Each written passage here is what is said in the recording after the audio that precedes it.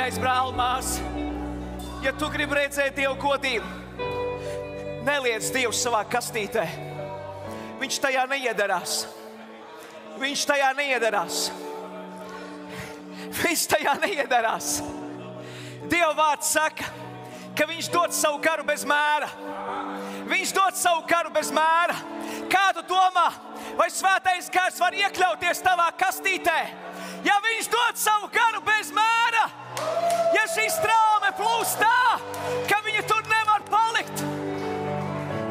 Dieva vārds saka, ka viņš mums klāja galdienainiekiem redzot, ka viņš piepild mūsu kausu, ka tas plūst pāri malām.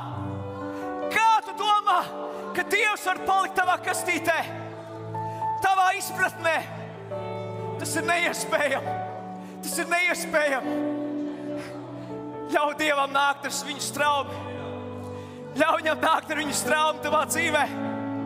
Jo neic, tad, kad Dievs nāks ar savu straumi, viņš aizskalos visu, kas ir nevajadzīgs. Viss, kas ir tavs. Un reici, tad, kad Dievs aizskalos tavu, tad Dievs dos savu. Tad Dievs dos savu. Tad Dievs dos savu. Viņš nevar dalīties ar tevi. Viņš nevar dot savu, kamēr nav aizskalots tavs un mans.